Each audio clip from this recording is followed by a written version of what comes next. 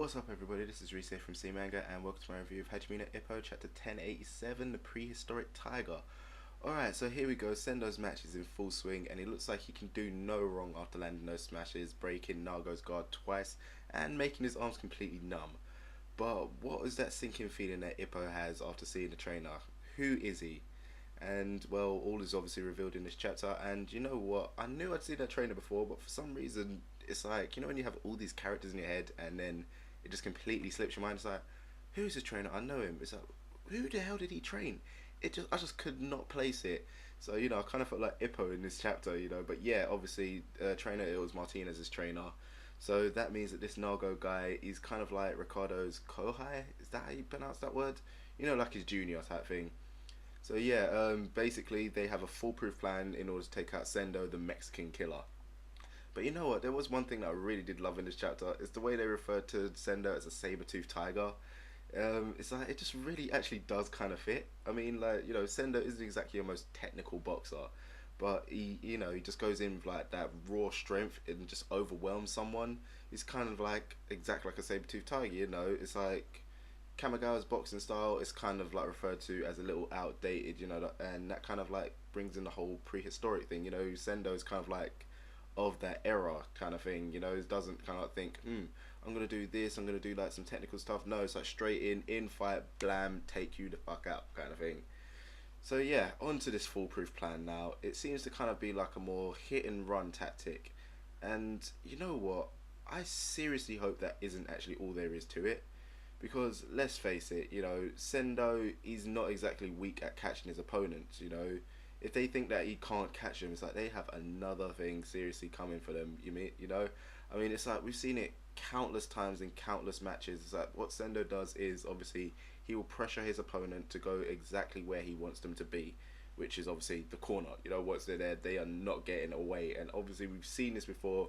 We've seen what he does. He ends up like going in, going low, and putting his entire body weight behind every single one of those swings. And come on, that right there has ended a good few boxers' careers. You know, got them friggin', was it punch scared? The thing where obviously once they see a clenched fist, it's like they actually start recoiling in fear. It's like that was the first time we ever, you know, back in the day, the first time we ever saw him do that. It's like, oh my god, he took that guy out.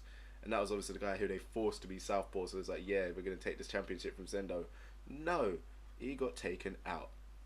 And also, let's not forget, when he was training to fight Ippo back then, you know, when he was when he was like defending his belt, when Ippo first actually became the Japanese champion, all Sendo did was work on his legs.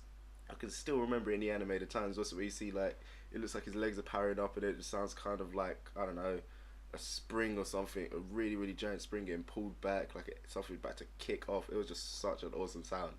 But yeah, we know obviously Sendo, all he did was work on his lower body, so he actually does have like the dash in speed. So yeah, I don't know, at the moment it kind of just looks like he's just literally playing along with the whole thing, you know, because let's face it, you know, this whole hit and run tactic is basically just going to end up delaying the inevitable. You can basically see Sendo is literally just playing along with Nargo, allowing him to kind of like think he's got the upper hand, but you know, next thing he's just going to find himself in a corner. So like the whole time you see like he's obviously doing the whole hit, move back, go to the like, you know, circle round. I don't know. So I think I've seen it in another fight before. It's like they think that they're basically doing perfect circles each time, but in fact, what they end up doing is like creating like these non kind of formed circles or slightly oval shaped things. So essentially, each time it's like they're not actually doing a perfect circle round, so they're not like sticking them into the middle of the ring. In fact, Sendo's moving forward slightly, so he's kind of like, you know, the guy's obviously edging slightly closer to wherever the hell Sendo wants him to go, narrowing that distance and basically just like lining himself up for a face full of smash. So yeah, that was this chapter. You know, it kind of did fit. It was obviously a really short one, but you know what? It was still really enjoyable. It's kind of one of them ones where it's like, it's just you just know what is going to happen in Ippo, and that is just what I love. It's like you've seen like these type of tactics before, and it's like, really? So yeah, I'm literally now thinking, is this hit and run tactic really all there is to it, or is this kind of like the start of some crazy ass plan to take down Sendo, which I really don't think it is. Sendo's definitely going to win it, you know, because obviously seeing Sendo and Mushra win, this is basically just like a big push forward to kind of show Ippo You know, you don't exactly have to be a monster all the time. Just when you get into the ring, you go in to win. This is what you need to be like. You know, hopefully it will light a fire under him and get him out of his stupid little "I'm not a monster" slump. I'm a nice person. So yeah, that about wraps it up from this chapter for me, guys. You know the usual thing to do at the end of these. Let me know what you thought about it in the comment section below. And as usual, don't forget to check out the other things on the channel. So I'll see you next time.